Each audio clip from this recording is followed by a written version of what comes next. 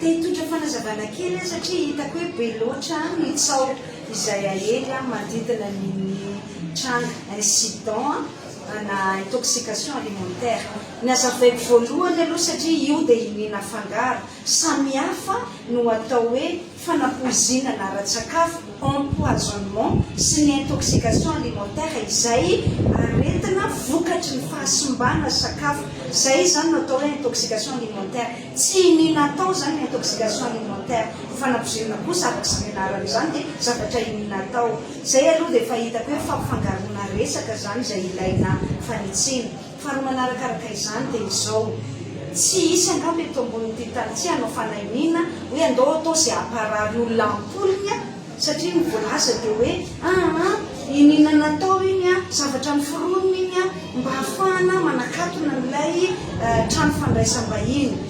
Tena amiko zany tena fanaovana tsinitsinina mihitsy na ohatra hoe fanompana mihitsy satria olona ampoly maro ny tao amin'ny espace médical tany Mahajanga fotsiny no efa universitaire zany hoe androapolony ny olona niditra hôpitaly vokatry ilay aretina azo tamin'ilay fahasimbana sakafo. Ny tany amin'ny hôpitaly Manarapetra tany Mahajanga ampolony zany hoe ny lazana kosa hoe zavatra miforonina zany dia tena hitako hoe fanerezana tsao ary faratsitsaina mihitsy. Faharoa manarakaraka izany tiako asiana fanazavana dia ity, ankoatran'ireo niditra hôpitaly dia misy ihany koa ny narary tany an-tranony. Zaho zao anisan'ny narary tao aorianan'ilay fiarahana misakafo vokatry izay intoxication alimentaire izay.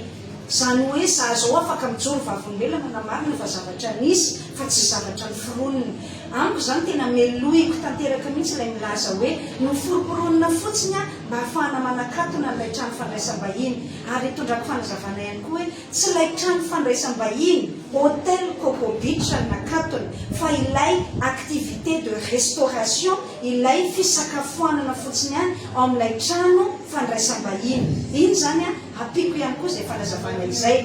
Tsy misy antony mihitsy anakatonana an'ilay trano fandraisam-bahiny ama trano fandraisam-bahiny na hôtel azy, fa kosa adidiny fitondram-panjakana ny tsy maintsy nandray fepetra rehefa misy intoxication alimentaire massive tahaka andreny. Raha tsy nanao an'izay ndray aza angamba ny fitondram-panjakana nahazo tsiny hoe efa ara-pahasalamam-bahoaka vonoina mihitsy angamba ny olona voaraisana ny fepetra.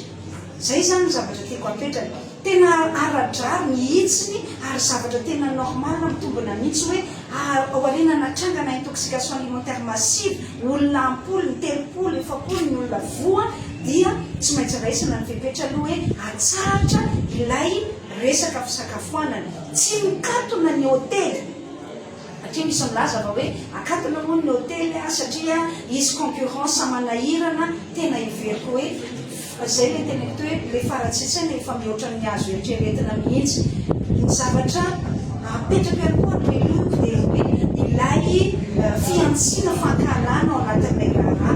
Zay manaiky fa misy ny fahafahana maneho hevitra dia samy manana maneho hevitra, mety misy tia mety misy tsy tia fitondram-panjakana misy ankehitriny. Fa ny fiampangana kosa hoe zavatra miforonina iny zavatra mitranga tany Mahajanga iny efa zavatra gravy dia hitako hoe efa mihoatra ny zavatra azo ekeny. Tsy misy idiran'olona satria dia tononona mihitsy hoe andriamatoa mampiravато manga hono ny tao ambany. Tsy misy idirana, tsisy nahalalana zany, tsisy nanomana hoe za zao rehefa voatra nalana zao dia hoe rehefa avy misakafo zany zao any amin'ilay Coco Beach ve dia andeha rary tena narary ary nanajary mihitsy vokatry izay aretin'izay dia andeha hoforonina ve tranga-javatra takan'izany. Dia apetraka hoe tsy misy idirana andriamatoa mampiravато manga izany resaka izany. Tsy misy resaka hoe concurrence na monopole tiana mpanjakana, fa raha monopole tiana mpanjakana dia efa nakatona daholo angamba ny trano fandraisam-bahiny sy ny trano fisakafoanana rehetra tao Mahajanga. Raha ohatran'izay le fomba fisainana ohatra ny Marikaravalmanina tamin'ny fotoan'androny nanahirana azy ny mpanao menaka tonga dia nakatony daholo ka izy nanana an'izany etat amin'izany. Fa iveriko fa tsy ohatran'izany ilay zavatra nitranga ary tena zao vavolombelona dia afaka miteny tsara toerana zany afaka miteny hoe inona marina tena zavatra mitranga tany. melohina ny fanaparitahana tsao mikasika an'ilay izy a ny fipetranyraisina dia hoe akatony rehefa vita ny fanadiajina rehefa vita ny redressement an'izay mesure samihafa mikasika ny fisakafoanana zany hoe ilay partie restauration anatin'ilay trano fandraisam-bahiny dia iveriko fa mandinika an'izany fipetra izany ny avy eo anivo ministère ny tourisme et artisanat.